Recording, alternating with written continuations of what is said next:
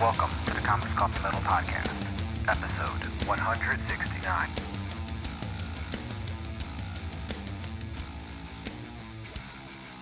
Greetings and welcome to the Comics Coffee Metal Podcast. I'm your host, Don Cardenas, and today I am joined by a huge portion of the amazing creative team behind the awesome Kickstarter book, Sink Your Teeth In. I have ZOE TUNNELL, the writer, Michele Abounader, editor, here for her 87th time on the podcast, and colorist JP Jordan. Everyone, thank you so much for coming on.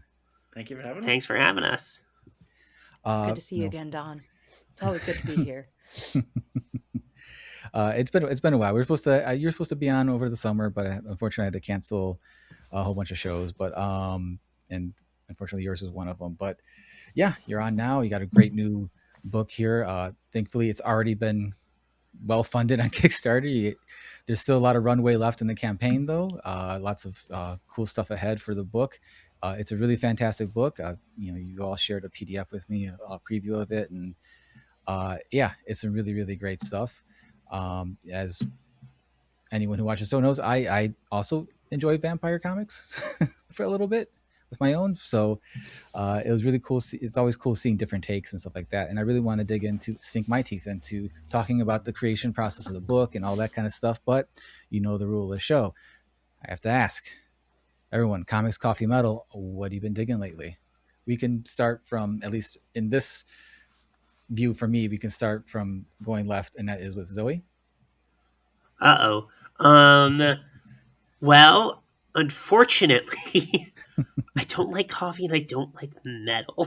But I've also been, you can probably hear it in my voice. I've been sick for like the last week. That flu, cold, whatever, the thing that isn't COVID that's going around got me and knocked me on my ass. But it's so lately I've been drinking lots of tea. Love an Earl Grey, love a Lady Grey.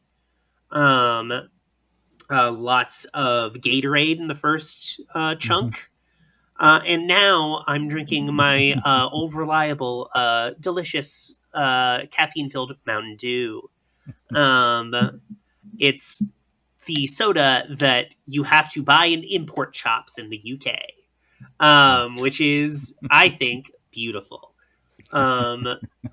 And then metal-wise, I actually have it right here. I got a little MP3 guy lately because I killed my Spotify account and everything. And I was like, you know what? I do physical media. Like, I make my own Blu-rays. I have a huge physical media collection. I want to have music that I have and is not tied to a streaming service. So going through, the closest to metal I put on there, I'm a very big fan of Scene Queen, if you're familiar with her. Yeah. Love Scene Queen. That's probably as close to metal as I get. But huge fan of her.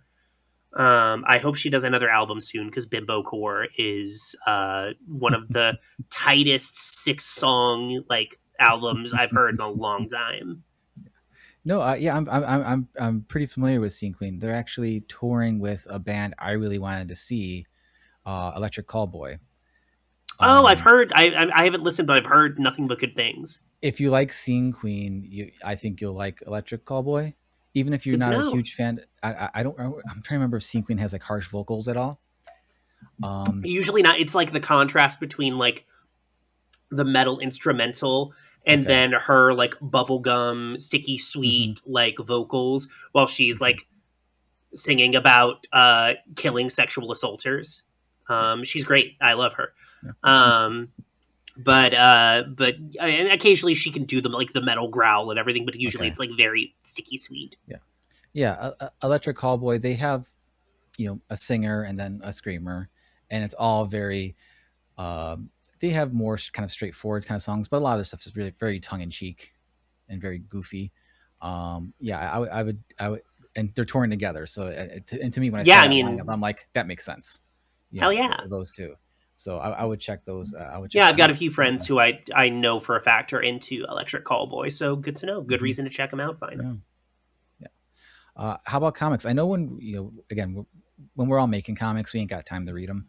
To be honest, the only comics I read on a regular basis are the ones I have to prep for the show, which thankfully are all great comics. But yeah, but have you had time to dig into anything lately, or? I've been doing in terms of like recent comics, the big one, I've been picking up the Absolute line in trade, which no one needs me to sing the praises of that line. It's like a sales juggernaut. It's a critical juggernaut. It's impossible to avoid the Absolute line. And hey, it's all deserved. Those books are absolutely incredible. But I've also been revisiting Astro City these past month or two. I got the Metro book collection, so I've just been going through those. And yeah, hey, turns out that's still one of the absolute masterpieces of superhero comics, like top to bottom. Who knew? Nice. Yeah, the Absolute collections for sure have been like every show I'm asking, everyone's like, well, Absolute Batman, Absolute, Super, Absolute Wonder Woman. Like, it's been a very constant thing. I mean, Absolute Wonder Woman is all like we're nearing the second full year. It's my favorite Wonder Woman comic I've ever read. Like, it's so good, like across the board. Like, I love that book with all my heart. Awesome. I haven't read too much about the Absolute Wonder Woman. I remember I really enjoyed, because I was never a DC person, but when they did New 52, I tried to jump in. I'm like, okay, let me see what this is all about. Maybe I'll become a DC fan. And I really enjoyed the Wonder Woman New 52 book. That was the Azzarello and Cliff Chiang, I believe. Yes.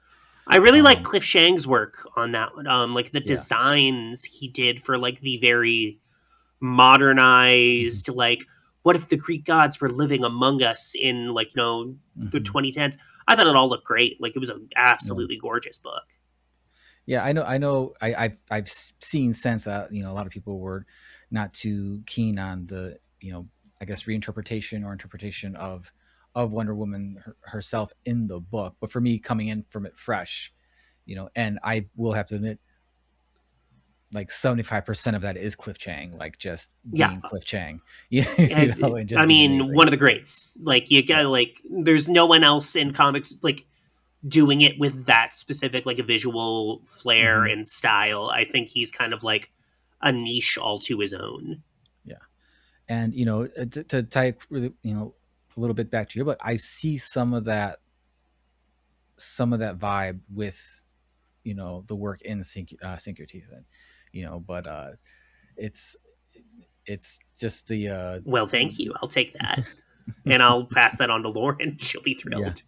Yeah, that the line work, it definitely was giving me that Cliff Chiang just feeling, and I know artists, we don't dislike hearing oh, your work, I was getting the vibes of this master over here, but yeah, it's it's definitely its own work. But yeah, there's definitely, especially certain panels here and there, I'm like, wow, this is like really capturing that, like, just the feel of the lines that would be in that work. But yeah, so, well, thank you. That's delightful to hear.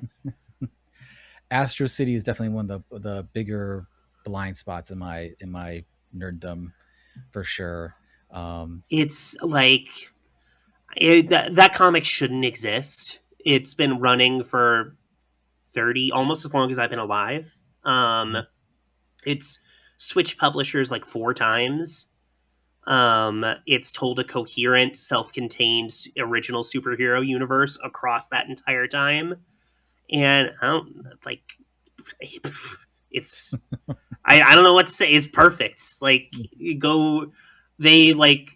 goes from like, oh wow, this is like doing some really interesting things for like 1990s like views on superheroes, to like a story from a decade ago that's about a supervillain who becomes a superhero and transitions along the way and like is trying to make it up to the superhero who she was a villain with, who like was actually quietly supporting her the whole time, and it makes me cry like a baby. But yeah, I don't know. yeah, there's a reason everyone's like, oh yeah, Astro City, it's perfect, because it is. Awesome. Well, Michele, it is your turn. You mentioned Sure is. you were kind of stuck with the weather and all that, but you got some cold brew. Yeah, it's Keeping just you like alive? cold brew. It's nothing to write home about. Mm-hmm. But when I can drink the coffee that I want to drink, normally I drink a little tonic water over ice with a shot of espresso in it. That's my God, you. that's my jam. But I have been known to drink a really disgusting espresso drink. I've tried pretty much everything. My coffee shop made me a couple signature drinks this year. One of them was a tonic with blueberry thyme syrup and a shot of espresso, which was delicious. And then another one was uh, hard spindrift, a blood orange spindrift without the alcohol one with a shot of espresso in it. Also delicious. Try not to drink that too much while I'm trying to get work done, but I'll pretty much pour a shot of espresso in anything just to give it a try. It sounds like You really never know. Someone had like a Smirnoff Ice in the coffee shop the other day, and they were joking that I would probably pour a shot of espresso in that over ice. I said no. Zoe. You're looking at me like you would drink that though, and like I probably would try it, but I probably wouldn't like it. I don't think I've done the White Monster with the espresso because I'm not allowed to have White Monster anymore Yeah. because it was like making my heart kind of race a bit. So I stopped drinking Monster. And I've never had a Red Bull with a shot of espresso in it either. So you baffle me because you're not allowed to have white, which I respect and understand. That's fine. Mm-hmm. I'm a garbage can who can drink energy drinks all day long, but you're like, I can't have it. It's bad for my heart. Now, excuse me as I go drink shots of espresso. Look, that's delicious. That's from the earth. That's still the flavor is not the source of my confusion. It's from the earth, Zoe. It's from the earth. All right. And it's delicious, and I love coffee. So, but most of the time, I'm drinking. I like a nice cortado with oat milk, and occasionally, like a little splash of like a gingerbread syrup in my cortado is kind of nice.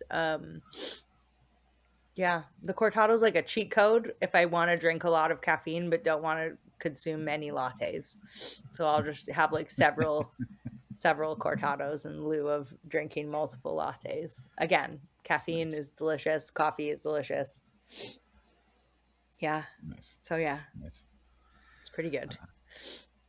Well, Michele, how about on the music front?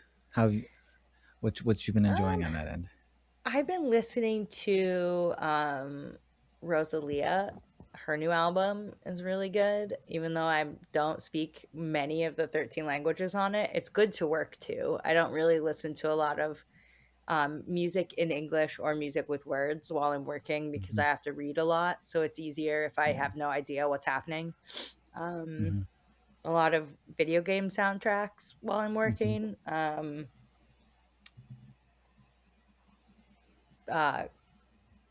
Neva and Greece. I've been listening to those soundtracks by Berlinist. They're really cute little indie games I play on my Switch, and it's like a lot of piano and just like really sad music about dying. So a lot of that. Yeah. Great Fleetwood winter Mac, listening. a bit of Fleetwood Mac. Yeah. What else? What else have I been listening to? I don't know. Celine Dion. The K-pop Demon Hunter soundtrack because I can't get enough of it. Yeah, really passionate about Golden winning every award this award season, so just really into it still. I won't get over it. Yeah, I mean, you know me. I'll pretty much listen to anything. Do you still agree with me on what the best actual best song on the K-pop Demon Hunter soundtrack is? Oh, Your Idol? Yeah. Yeah. Yeah, it's the best song. Yeah, but golden is so good. I don't know. Oh no, I agree. I agree. You know, we've gone over this, but Yeah, I just wanted to make we've gone sure over that this. our solidarity was still intact. From the perspective of someone who is gay, I feel like Your Idol is just the best song. Sorry, you shouldn't drink around me. It's not. You shouldn't have liquids in like happening because I will say something and you will spit it out. And I'm From very the sorry perspective for of it. someone who's gay, my bad. Thank you. Yeah. My house has so- escaped the K-pop Demon Hunters craze for the moment. Wow. Not that I have a 9-year-old daughter, but she keeps like dancing around it. Like she'll play the trailer. I'm like, honey, Okay. you want to watch it? We can watch it. Like it's fine. No. But then she's like, wants to let me know that there's a sequel coming in a couple of years. I'm like, yeah. You kind of got to watch. Yeah, the you're going to first be one. 13 by the time that comes out. Like me too. Like we're ready for K-pop Demon Hunters. But as I was mentioning earlier, before we started recording, she's circled back into a kaiju mood. So we actually watched the last 2 Godzilla Kong movies the past few weeks because she's never Hell yeah. aside from Godzilla versus Hedorah, which is like the weirdest one. She's not like actually watched any of them with me. So I love a trash monster. So yeah, that's pretty great. Yeah. So naturally, I'm like, yeah. I have a Godzilla tattoo. I don't know if I've told any of you about this. I actually have on my leg from like the manga. Because I was hanging out with one of my tattoo artists in Syracuse and I was like, hey, you should tattoo me. What do you want to do? And he was like, oh, I don't know, maybe something from this. And he had like the book on his desk and I was just flipping through and there was this panel of Godzilla being trapped in a bubble with like a bubble wand and some candy. So I have that tattooed on my leg. I have literally sold a Godzilla comic I wrote sitting next to you, and you never told me this. Yeah, I have a lot of tattoos that are silly on my legs. I got a Godzilla tattoo in the last like 3 months. Yeah, I got an Anguirus on my arm. Anguirus, that's my boy. Anguirus is my boy too. He's my fave. Yes. Yeah, I got my little tiny one. You can see. Hell yeah. Yeah, we got him. Yeah, spiky boy. Anguirus represent. Yeah. Too long. He's been gone too long. We need him back. Agreed. He needs to come back. I feel this is a proper side note to make that I am hoping to release some music from my death metal side project Anguirus this year. Which is essentially me writing death metal songs from the point of view of Anguirus talking shit about the other kaiju. Because I just feel like I just feel like for some reason Anguirus, I feel like he's like the world's like #1 hater of like other kaiju. Like Godzilla's his boy and everyone else is like fuck them. No. I have no there's no canon for this in actuality, but in my head that's what it exists. So I see it. I see the vision. I respect the vision. So how about comics, Michelle? I read a lot of comics for work. So I don't, when I'm reading for me, I typically read like manga or like not comics, like a novel or a history book. So them fancy not picture books. Yeah, not really all the like words. Not really like I read like books with like words. Like I read a book about Titanic last week, and I read I did reread a manga that was gifted to me by my dear friend Fellhound recently. The book is called 12 Days, and it is about a woman who is grieving the loss of her partner and spends 12 days drinking her ashes. Oh, wow. So yeah, it's really uplifting stuff. Val gave it to me as a Christmas gift last year. That's the most Fellhound shit I've ever heard in my life. It's also really important to note that she gifted me this book, 12 Days, like right as we were starting work on Funeral Home. So it was sort of like I wrote Funeral Home in November of 2024. So long ago and far away. And yeah, so that's a really wonderful book. It's like out of print, but if you can get a copy of it, it's like really, really sad. It's really sad, but it's super about like, obviously about grief and coping. And if you're not already sad, it'll be like really great to get you there. Again, every word that has come out of your mouth, I'm like, yeah, of course, Fel recommended that one. Of course. Yeah. Look, Fel and We expect we nothing less are from Fel. we're the sad gays. It is what it is. Okay. Happy to be that. It's fine. I've also been reading Avengers Academy finally. I try to like read the gay books. So I'm really enjoying Academy. It's a great book. And yeah, so and then a book about like the final moments of Titanic and what happened on the lifeboats. Also very uplifting. Just lots of really happy, positive content to really pump up hopefulness in lieu of what's happening in society. It's really important to keep a positive attitude. Michele, can I, as a friend, can I politely request that you don't read about what happened on the lifeboats of the Titanic as you are actively snowed into your home? No. Okay. No. So yeah, I mean, I love the comics that I'm working on, including Sink Your Teeth In.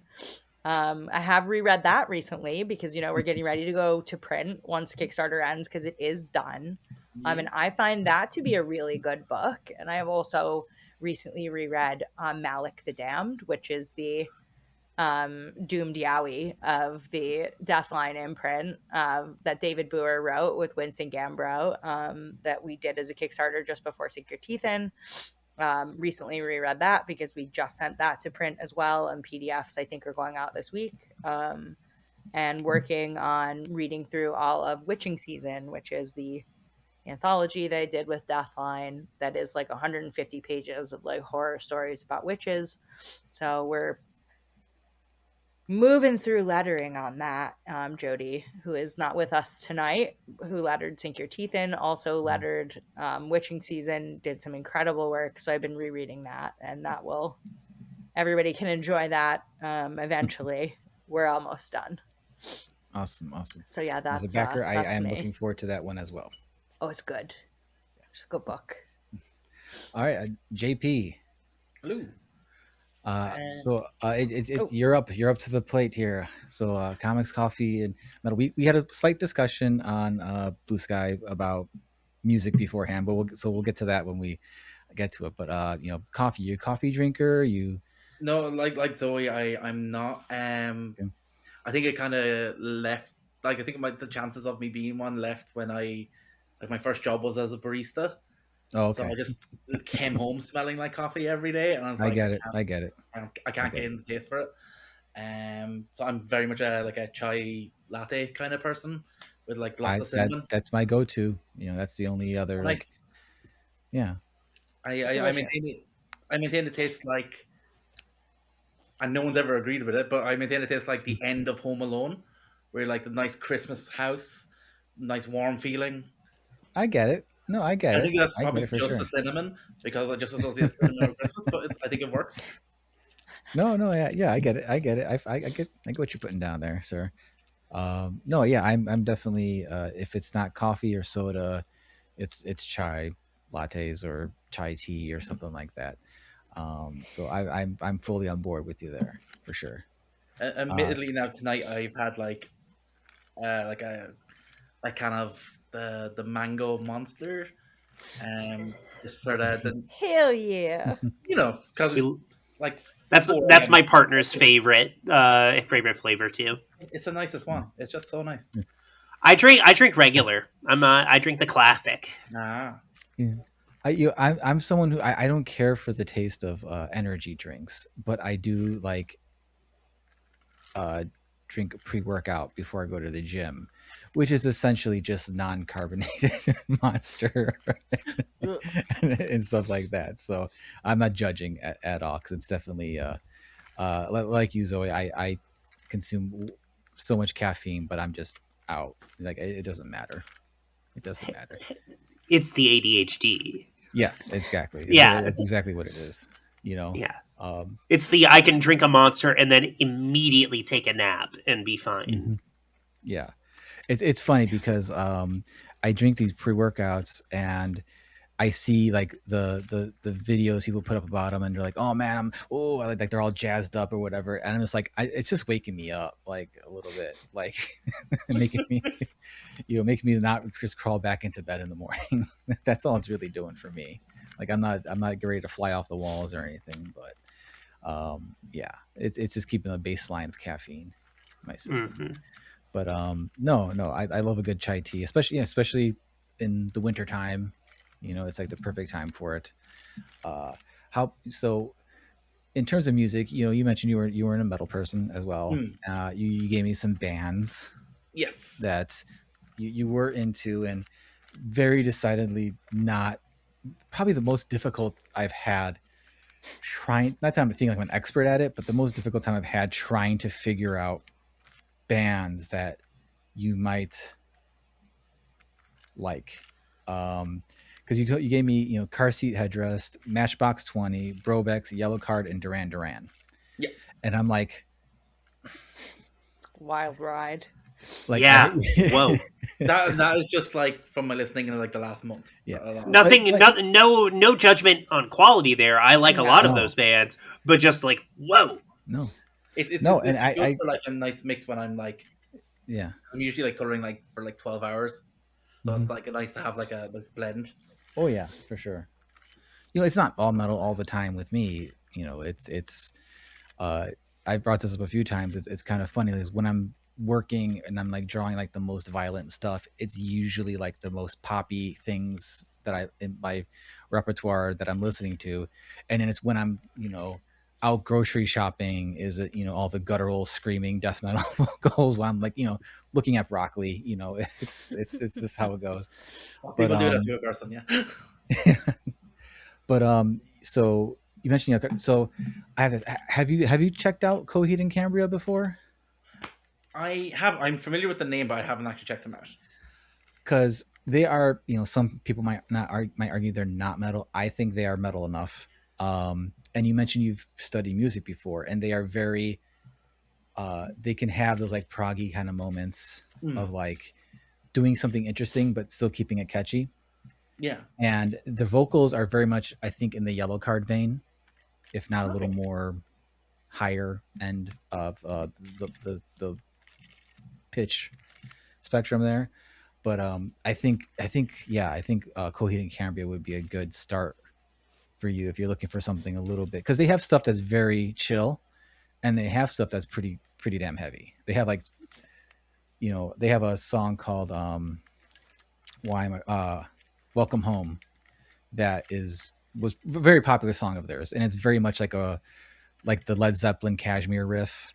It's a very like building type of thing, but they have stuff like that, but then they have stuff off one of their other albums that are just like incredibly sentimental and make me all sad, dad, weepy, and other stuff that's really groovy. So I think with this mix, I think that Coheed would be a great start to go check them out. I can send you some tracks too that I think Please do. I'd love that. Would be good, because I am a fan of all the metal, because I think metal is like comics. It's not a genre, it's a medium.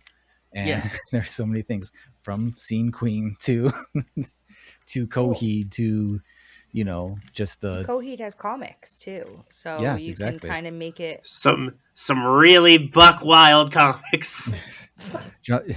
Yes. I don't know if any of you have ever met Chris Burnham, who drew some of the comics, but when he's awesome artist, but just incredibly fitting person for that kind of crazy stuff that they had in there, and some of his other stuff too as well. But yeah, they're big. Yeah, also they're big nerds like us. So yeah, but they definitely do like weird music things for like people who know. Not that I do, but I've been told by people who know better than I with music theory and stuff like that. Like they do really cool things in that. So if you're got some knowledge behind you, it kind of opens it up for you. So sweet, yeah, no, definitely send on as many as you like. I'd love to check them out now. Yes, and then so how about comics? Comics wise, I am trying something this year that because I noticed since I started, like you were saying earlier, like I started working in comics, my comics reading went down because it's the last thing you want to do after working on them. So my to read pile has gotten out of hand to the extent that it's blended into the have read pile, and I'm getting to the stage where I can't remember if I've read something or not, especially if it's like mid series. So this year I'm trying to read/reread every graphic novel I own. Oh wow, it's very ambitious. So I think like there's been some nice stuff in it, and then there's stuff I'm like, I feel like I've read this before, and then I'm like 10 pages in, it's like, no, definitely not even touched it before. But I finished tonight In Utero by Chris Gooch. Oh yeah.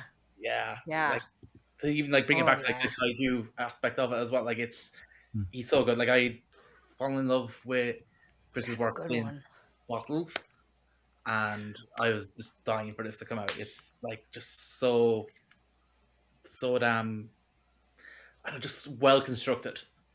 Like for like a standalone piece, it just like it's like a,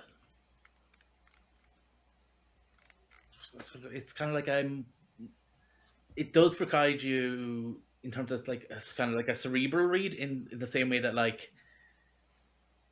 I guess like Daniel Warren Johnson does for like the big action mixed with high emotion reads. Like in terms of like the skill level being brought to that, it's just like Chris, I can't recommend enough. And then read Plutona by Jeff Lemire, Emmy Lennox, Jordi Belair. That is like, I think I remember buying that like I think when I first started working in a comic store, and I think I just fell in love with it because someone just went, "It's Stand By Me," but with like superheroes, and I'm like, "Cool, I'm in." Emmy Lennox's art, gorgeous. I just cannot get enough of it. Nice, awesome. Well, you know, thanks for I indulging me in those questions. Oh, go ahead, Zoe. Go ahead. I was going to say, JP, if you have time, because I know you mentioned kaiju and everything, Chris Gooch is working on my favorite of the current Godzilla line out of IDW, Starship Godzilla, which is buck wild. That book's crazy in like the best ways. I really, really like that book. I'm gonna have to get it. It's such like I think the entire kaiju line at the moment seems really fucking class, and I'm kind of been getting more into like the Godzilla verse and everything lately, or I'll say lately in the last like 2 years. And yeah, like that new IDW line looks astounding. The premise of it is they've turned Mechagodzilla into a spaceship and are literally flying across the cosmos, being chased by King Ghidorah. It rules. Yes. Okay, I'm in. Yeah.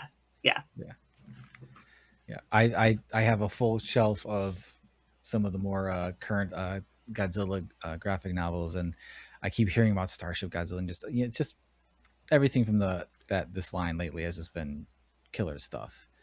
You know, I've been really enjoying the Rivals books, the Godzilla Rivals that have been coming out. Yeah. And yeah, it's kind of a nice, I think, kind of like a nice little golden era for kaiju books lately. You know, you can't. We'll never complain about that. Yeah. If you complain about there being more Godzilla in the world, then that's a you problem, for sure. Well, everyone, thanks for indulging my show questions there. Now we can bring the pun back, sink your teeth in, and talk about the book a bit. And I'm sorry if you've already done podcasts, I'm sure someone's made that joke already. This is our first one. You're the first one. Yeah. Actually. Well, I'm glad I could be the first for the pun. I'm doing Comic Book Yeti later this week, okay. But you're the first one. Yeah. All right. I never apologize for a pun. If it's with Jimmy, send him my love. Comic Book Yeti, I love great people over there. JP loves puns, so I lay him on. Honestly, more puns, the more the merrier. Well, Comic Book Yeti was the place for puns for quite some time online. God, yeah. But so sink your teeth in. It's really a really fantastic looking book. Reads great. Again, the art's gorgeous, colors, line work. The world building is just fantastic. So before I have diving into all this without actually asking, what is sink your teeth in? Let everybody know. Will I take point on this one? Yeah, you wrote All it. right. I don't know what it's about. I don't know anything. Shut up. Sink Your Teeth In is it's a 4-issue series following Corsica Smith, a disgraced vampire detective in Chicago. Previously, she was, in the higher levels of vampire society in a town run by them from the shadows. But after a severe miscalculation on her part in the early 90s, she found herself on rock bottom and has been scraping by with chasing down like cheating partners and just missing persons cases and the lowest of the low.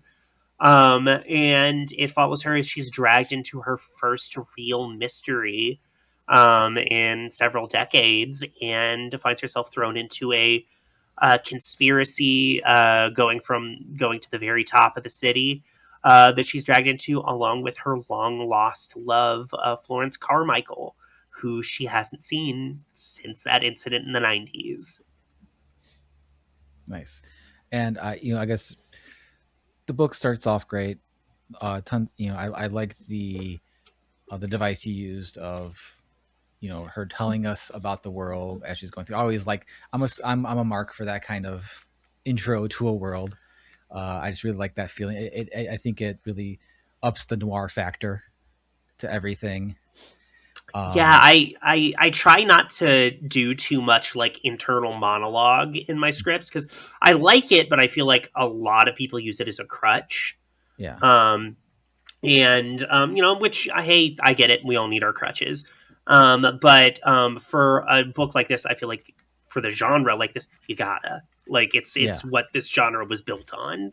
You gotta do you're probably wondering how I got here. You gotta do it. You just have to. Yeah. I feel like I do that in life. Like you're probably wondering how I got here. And but it does work really well, and I think Lauren's art really like complements. Like there's one particular part where she's like don't look there, and she's talking about the sewers or whatever, and just for some reason with Alice and her gutter runners, that particular like cut to was just like, I don't know, for me it was just like the chef's kiss of like, yes, this is the kind of stuff I love out of a story like this. Like the just the not quite a segue but or non sequitur, just like a it's just really well done, and it is a tightrope to want to give the exposition, build the world, but you don't want to word dump. And I feel like that line is never approached. Everything that's being said feels like this is what has to be said in this story, and it feels right. It doesn't feel like it's being this doesn't feel like I'm the writer telling you this because you need to know this to understand what I'm doing later. It's no, I'm in the story, I'm listening to the character talk to me like instantly. And so much of that is the writing, so much of that is the art with the fantastic colors, JP. Thank you. And so when developing Sink Your Teeth In, was this something you developed with Lauren in mind together, or you had it and you're like, okay, now I need to find someone to kind of bring this to life? It has been a long, long road. I originally came up with Sink Your Teeth In about, now it's 2026, about 5 years ago. Okay. Was just trying to come up with pitches. It was back when I was first starting to talk with publishers and everything. So I was coming up with pitches, came up with this one, always really liked it. And every few years, I would try and pitch it to a different publisher, and I pitched it to a few, and it always got rejected. Like, the editors were lovely and would always go like, hey, I like it, but like we have too many vampire books, or our line doesn't really have the space for like a book like this that has to be mature readers, like stuff like that. And then finally, Michele and I became friends last year, and we were chatting, and Michele was just like, if you have any pitches, send them my way, because, I Well, work. I think you'll find Uh that you huh. were like, there's a character named Florence in this pitch I have. You should look at it. And then you were like, it's gay. And then you just, I was like, yes, I would like to see it. I think you'll find that, I think I wasn't, I what do you have? I mm, think you'll find mm, that you were like, mm. you're gay and you would like this because it's gay. And there's a character named Florence. And then you sent it to me. And I was like, Well, what now? That very well may have happened. I have ADHD. My memory is Swiss cheese. I'm like, Um, I think. However, I do want to correct, because I sent it to Michele, and then Michele said afterwards, went, "I hope this was okay. I already sent it off to Lifeline, and they were like, we love it. We want to do it." Before I even was just like, "Hey, could you?" Yeah, Um, for sure. Like um, it was definitely like yeah. a, hey, can you look at this? And I was like, Mhm. hey, I looked at it, and what do you think about this? What do you think if we Um, did this? but yeah, so it came together with Lifeline, and then Michele was talking about artists, and Lauren Knight came up, and I was just like, man, if we could get Lauren Knight, that would be so cool. I don't think we will. Lauren Knight's a busy lady; she's great, but it would be so cool. And originally we had another artist, the wonderful Emily Schnall. She had to step away for personal reasons, but she's amazing. And we managed to get her for the cover B for the issue, which is great. I loved being able to kind of involve her.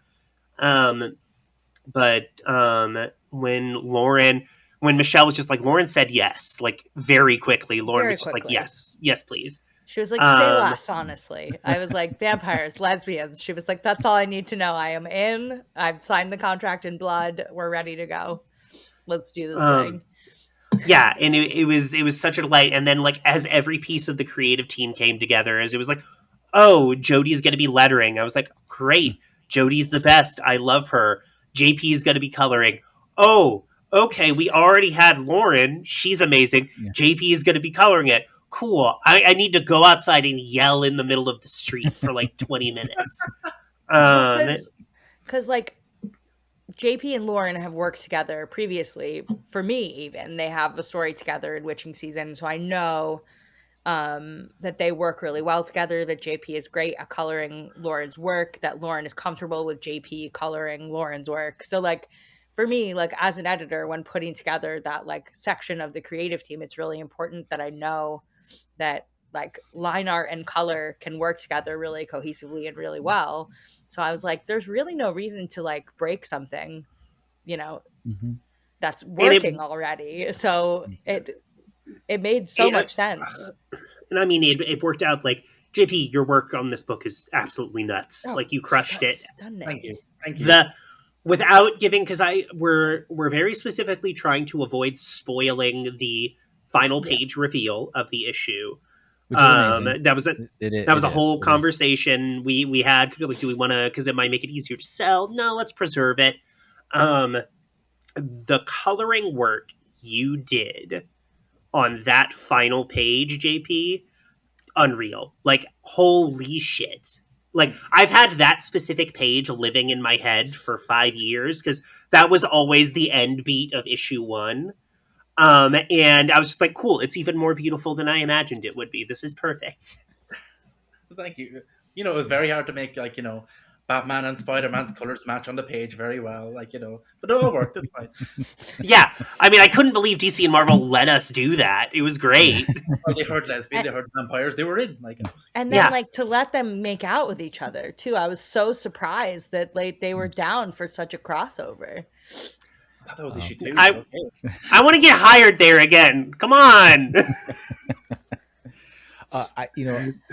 Full respect to not to wanting to keep that last page flow, because it is a great last page. In terms of the coloring on that, the word that comes to mind for me is just like, it's like almost ethereal. Just how well that works. And yeah, JP, the work on here is this. I'm always in awe of colorists.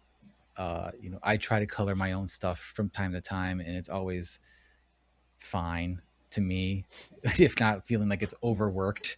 And you have this great balance of keeping things direct, or I don't want to say simple because it feels like it's an insult, even though it really isn't to me. It's simplified, but then really popping what needs to pop. A lot of the highlights, a lot of the holds, and like just the light reflecting on things and the mood it sets and all that. It is really, as fantastic as Lauren's artwork is, it's it just kicks it up those extra few notches of just like really selling the feeling of everything. And makes sense, you two have worked together before, and it does feel like it reads to me almost as if this is one person making the work, because I've seen a lot of comics where the person, the artist, colors themselves, and there's just, for me, I feel like I can tell when that's what they wanted it to look like, and that's what they wanted to present to us. And this feels like this is the work of like one entity, including with the writing and everything. Like, this is one entity saying this is exactly what we wanted to show you. And I think that's one of those rare things that is one of those, like, it's like the it factor. Like, you don't know what it is, but you know it when you see it. Yeah. you can't describe it. You just know it when you see it. And this book very much feels like that. And I'm glad it's really found a lot of people who are excited for it on Kickstarter, and have gotten you all funded. And even though the stress of the Kickstarter is still going to be weighing for the rest of the month, because how far does it go? Because the main point is to get the book to as many people as possible. That's why I'm sure we all would rather want more people to read our book than to just spend more money on it, even though, if you don't mind, right. No one's going to say no to more money, but the creative team getting paid more. How tragic. Right. Yeah. And like, thankfully, working with Kat and Phil at Lifeline, like, they handle the campaign. So the creative team on this really is just the creative team on the book, and not working as the publisher. So it's nice because like everyone is able to promote and do what they have bandwidth for, but are not sort of saddled with managing the page while it's running, which is not typical for a Kickstarter book. But this is sort of one of their first foray into creator owned, right? Where they are the publisher, they are managing the campaign and helping put things together. But like Zoe and Lauren and JP and Jody, they don't have to like worry about the nitty gritty of all the things, because logistics. Kat and Phil are handling everything. Yeah, and they have a well documented pedigree. The well-oiled machine over there in Staten Island. Those little guys, love them. Yeah. I was talking to my tattoo artist. I got a bunch of tattoos 2 weeks ago, and I was talking to my artist, and she used to be in comics and was a part of several Kickstarters and everything. She was just like, wow, you must be so stressed out. Like, the Kickstarter is like about to launch, blah, blah, blah. I was just like, yes, but also no, because, I'm not really doing anything. She was, what do you mean you're not doing anything? And I was just like, yeah, like, they're handling it.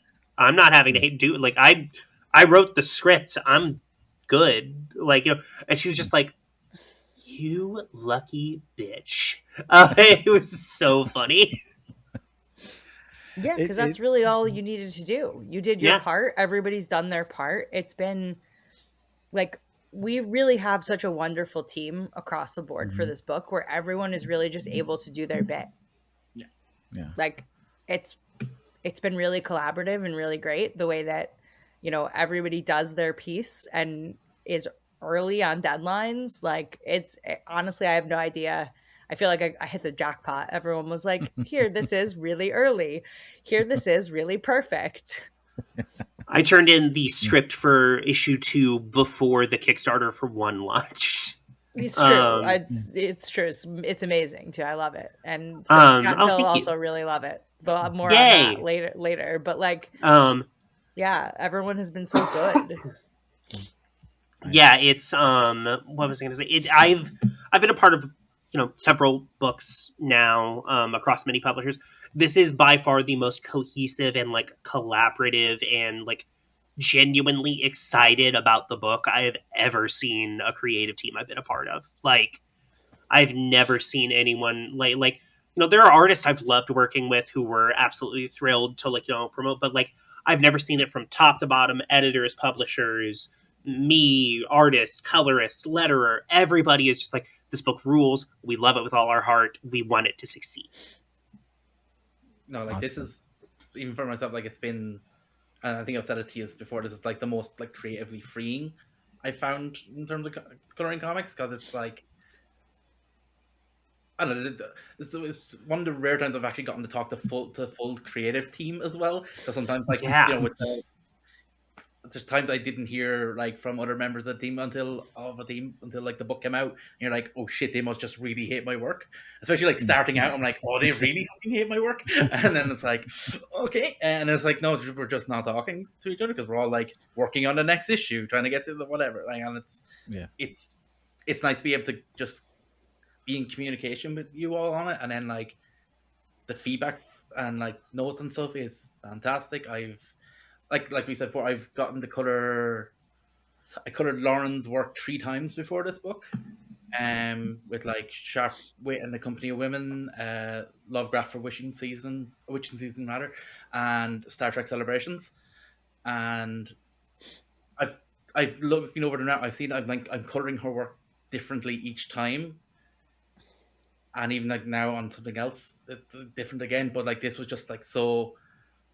You're kind of like, just go for it, like just do what you want to make this work. And I think it's some of my best work as a result, and that's down to Zoe's script, that's down to Lauren's inks, that's down to Michelle's editing. It's just the book, and like then seeing the final result with Jodie's lettering on top, fantastic. Like I couldn't be happier with it. Oh, Jodie crushed it so hard. Jodie gave me a short statement earlier when I contacted her about not being able to join us. She said, if asked about the lettering, just say I thought bloody captions looked metal. From Jodie herself. I did. I apologize to Jodie.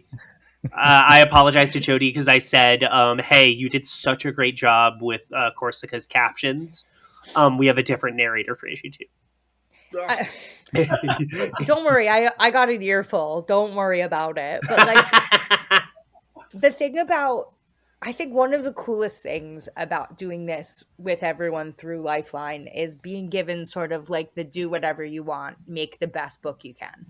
Like we don't have anybody to answer to other than the devil himself, I feel like, at this point, right? Like there's nobody that's going to look at it and be like, we don't like what the creative team has done, please change it.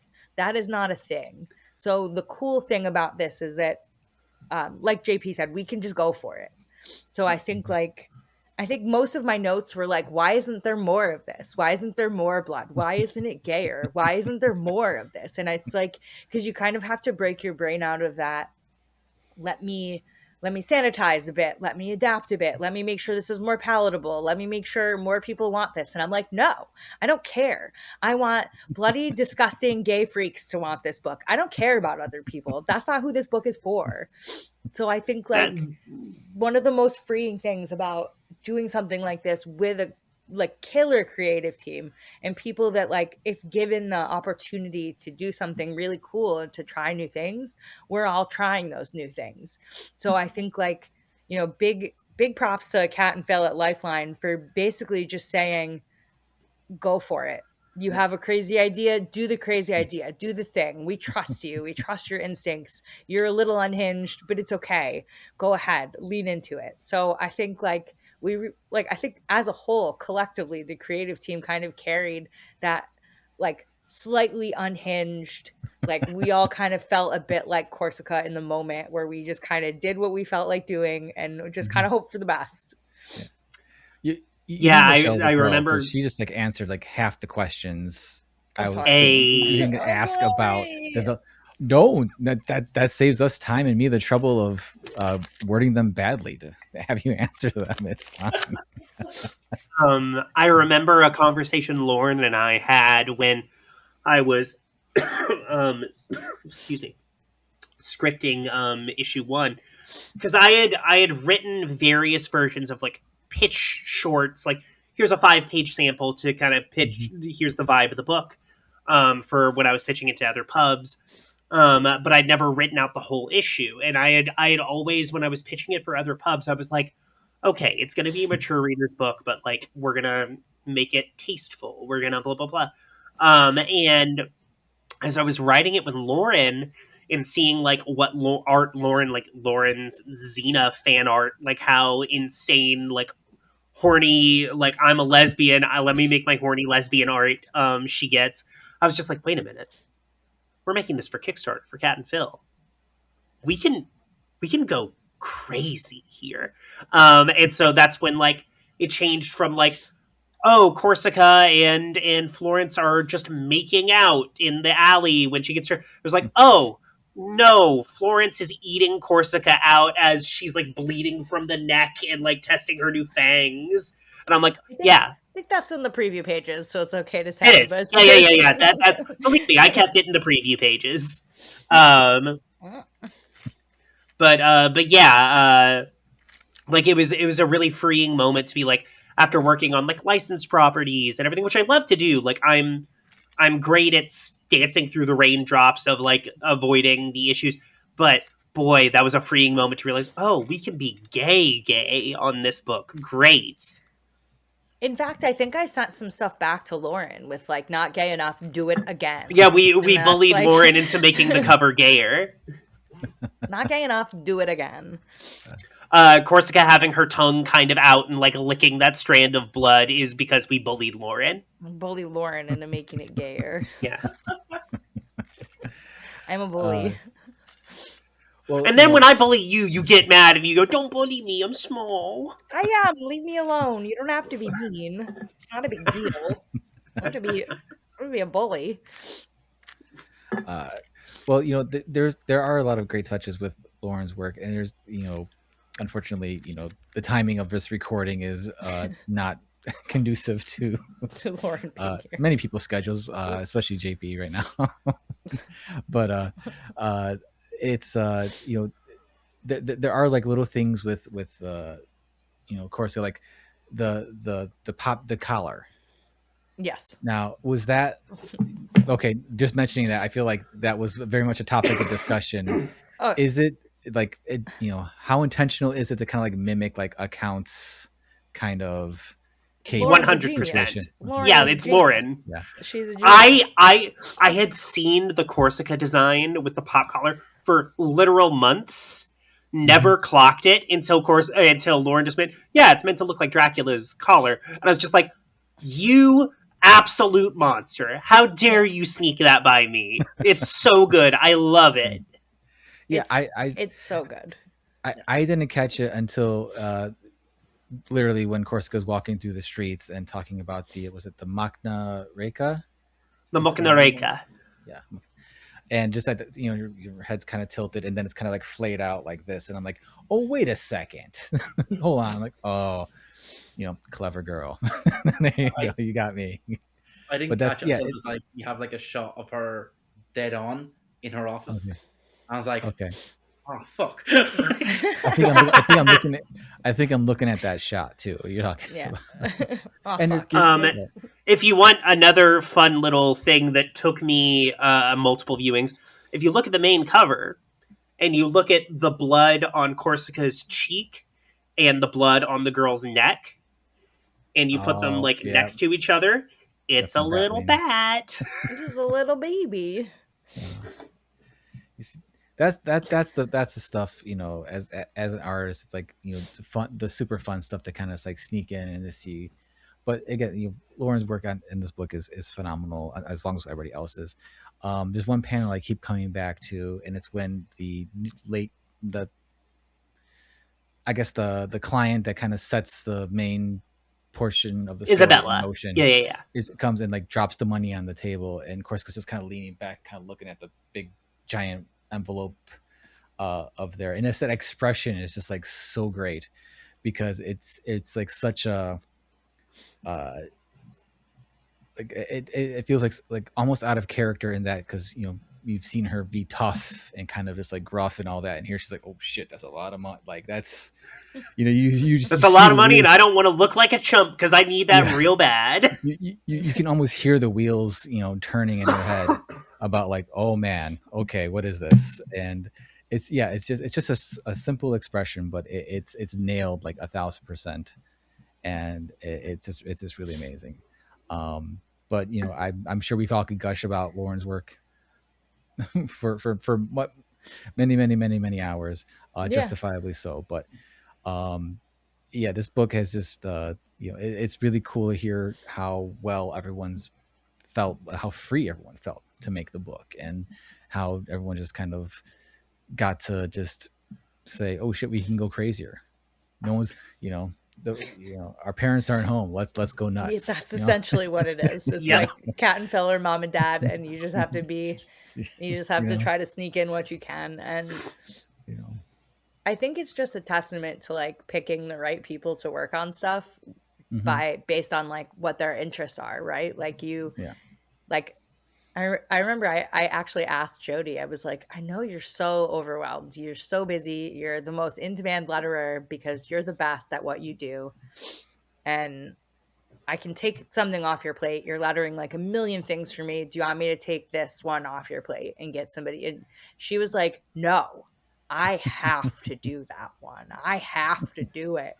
And was just like, I need this one. This is the one I must have. And I was like, all right, fine. Yeah, sorry. It's fine. Yeah, bro, it's okay. And I know it's well, gonna take her from you.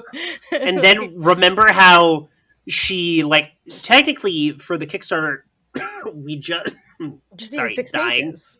Yeah.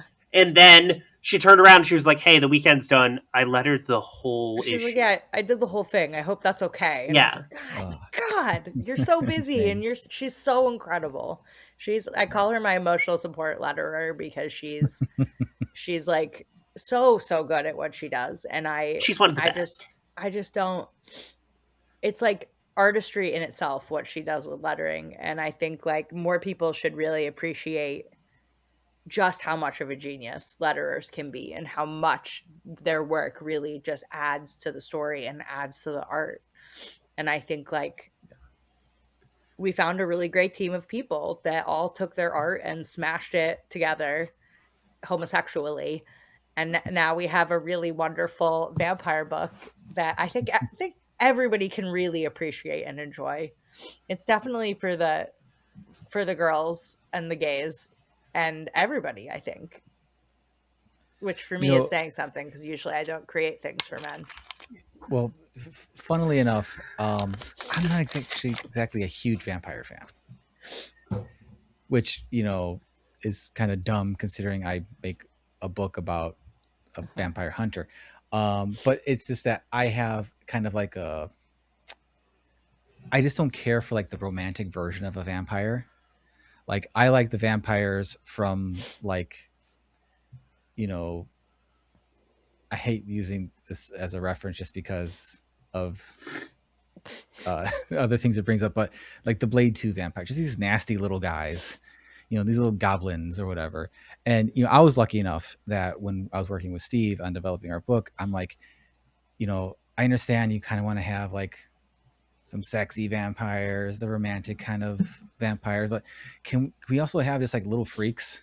Like, can I just have this like, or have them turn into little like little nasty, you know, ugly toothed things, and I get to do it all. So I'm lucky in that end. When it came to this book, was there any kind of like back and forth about like how like monstrous to make make everyone to kind of vamp out a bit, or was it kind of like everyone's kind of on the same page of like how monstrous to make the fingers or the facial expressions or anything like that? I don't think there was any real back and forth where like Lauren just kind of nailed it. I really love one of my favorite things she does is when the vampires fully like vamp out, their jaws extend just a little bit too much. Like it's not so much that it's cartoonish, like it's like Bugs Bunny or whatever, but it's like just a little too much, so like they could fit an entire neck in their mouth.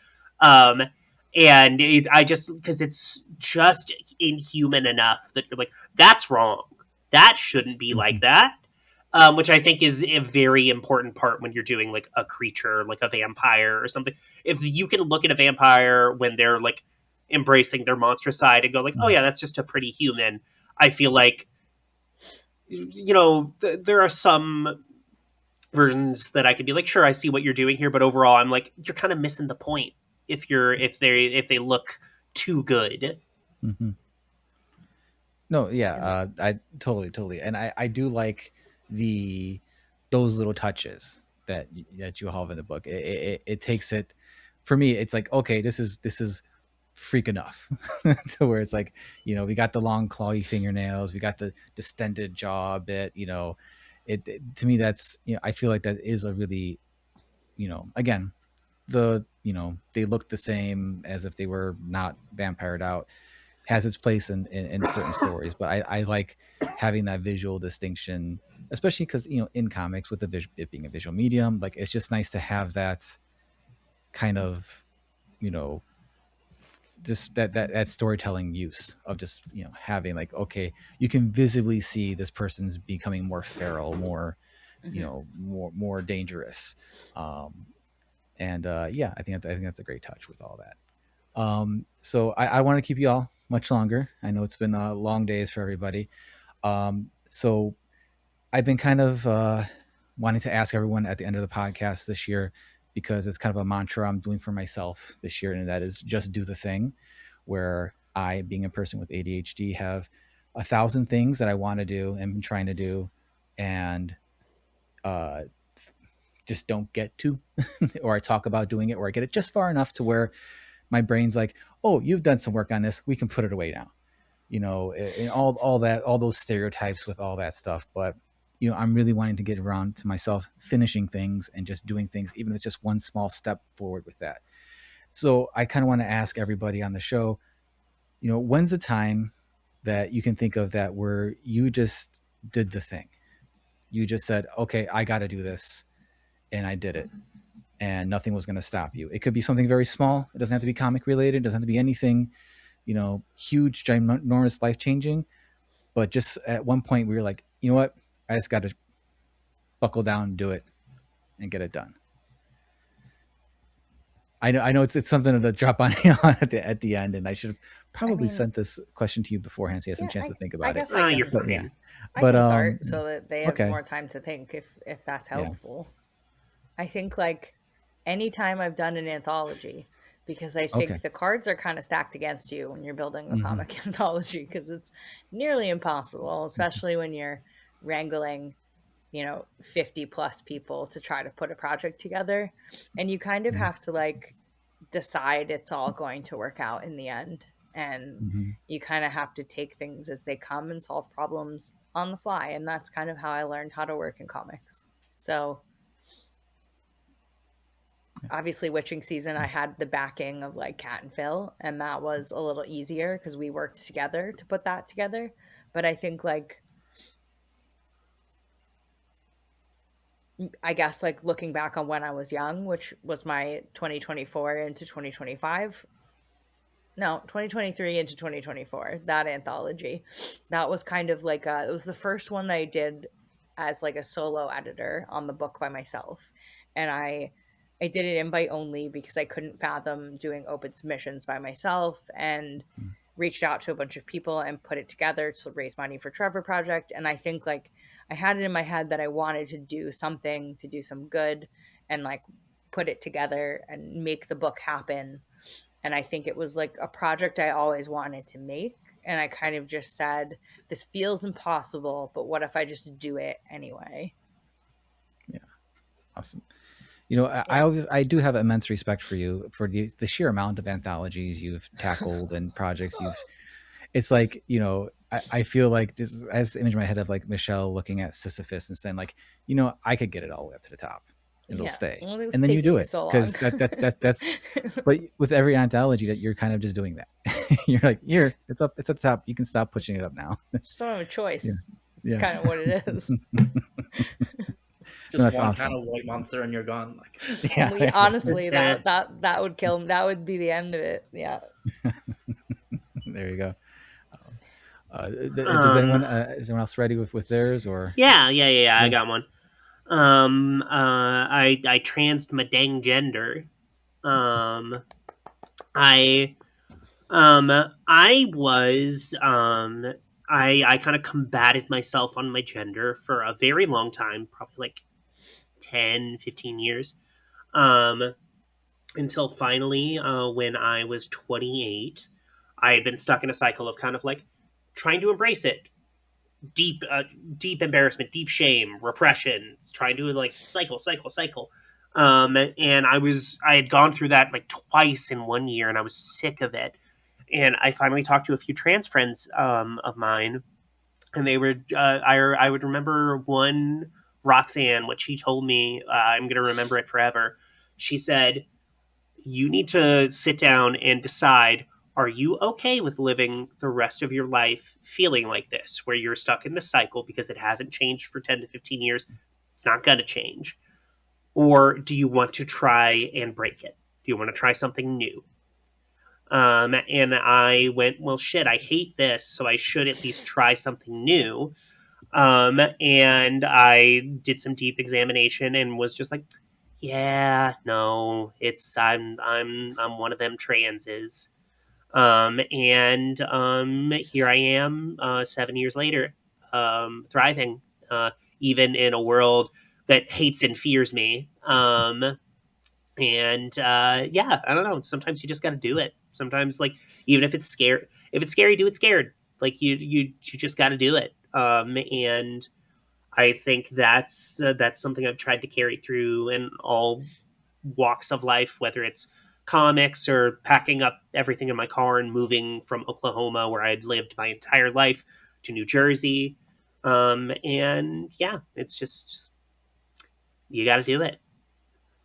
Awesome. That's a beautiful message, for everyone to hear. Just I'm sure I can speak for everyone else on the show. I'm sure they've said it.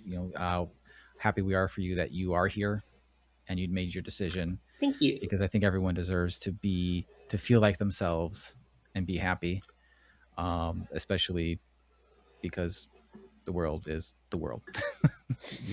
Yep. And if you can find those little pockets of happiness, no better place than it to be just with yourself and who you are. So, how about you, JP?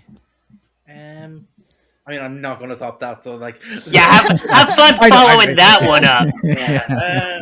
You belong luck, in New JP. Jersey. I'm so happy you're in New Jersey. You belong there. I think I think kind of like the biggest one in terms of my own life would be quitting comics retail after like 11 years to do this full time, and then in that space of time going to America for 3 months, because that's the furthest I've ever gone ever. Like, furthest I'd gone before that was like to Leeds, which is like a 40-minute flight, which is 40 minutes going to a 9-hour flight. It's a bit of a difference. And then just kind of like diving all into doing this full time with no real plan if it hadn't worked at all.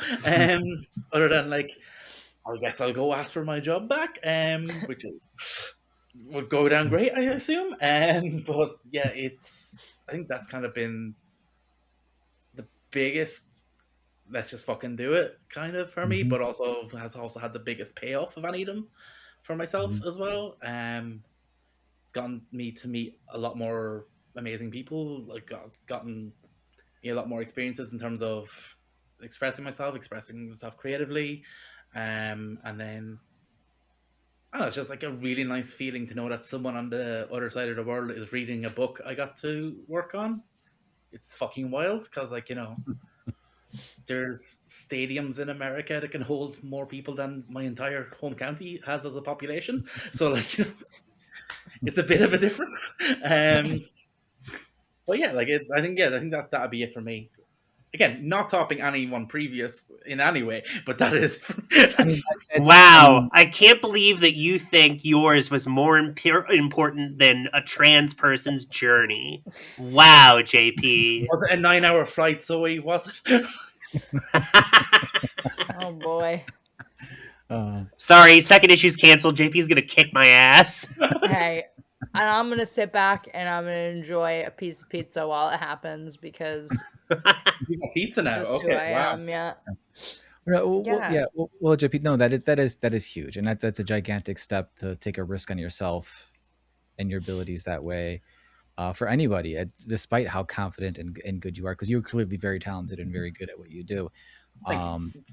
And I think the comics industry has shown that despite being talented and good, that it doesn't always necessarily mean you're going to be able to do it full time and it be your only source of income and all that. Just how the chips fall with certain things. But I'm really glad it worked out for you. You took the risk and it's paid off.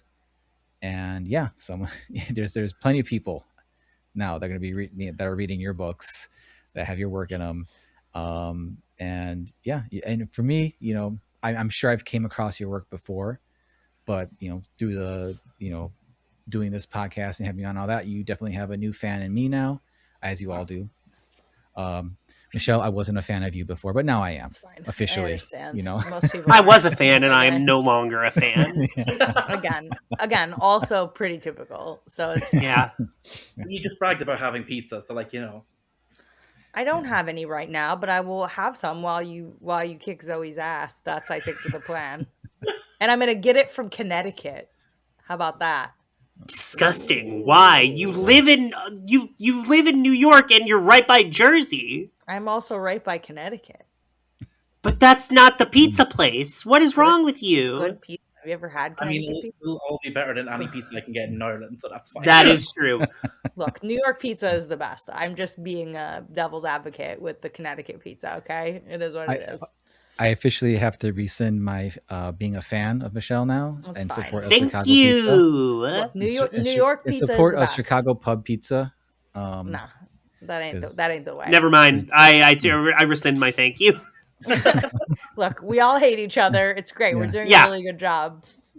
That's what you at camaraderie. the end. Just to make sure, at the end of the podcast, you want everyone to be threatening to kick each other's asses, We right? want everyone to hate each other. that's at the end. dream. That's the dream. Cool, And you great. all just made my dreams Good come work, team. true. We did a good job. It has We not happened did good. before. It gets really awkward when it's just one guest. But Yeah. but I'm gonna having kick my multiple own ass. it's fighting about pizza is, I think, a perfect way to end this podcast. For sure. I think so too. Because in the end, the only bad pizza is the pizza you didn't get to eat. That's Yes. Or Ohio Valley Pizza. all. I will take your word for it based on the name alone. They don't cook the cheese. Oh, is that Well, then yes, where they yes, put the yes. That's cheese on top of the pizza? Yeah. When it's already... No, I don't like Yeah. that. no, thank you. No, thank you. No. No, You thank didn't you. make a pizza then. Wait. They made a We're all bad starting to come Lunchable. We're all starting to come together on this. We have to. No, we can't Yeah. do that. We have to found end it we found a through line. We found a way we found to a be common together. enemy. A common enemy, Ohio Valley Pizza. Well, everyone, thank you so much for coming on. I'll make sure there's links to everyone's socials in the show notes, and then link to the Kickstarter and all of that. Once again, thank you so much for coming on. Thanks for Thank you having for me having on. us. Sink your It's teeth always in. good to see you. All right. And again, go check out Sink Your Teeth In. It's on Kickstarter until I forget the date, but I'll make sure it's in the show notes so you don't miss out February on 20th, I think. Sounds right. it. There you go. You should have just been listening and just backed it immediately anyway. So if you didn't, shame on you. Yeah. That's it. You are now our common enemy and Ohio Valley Pizza. Yeah, we're gonna kick your ass. All right, everybody. Thank you so much.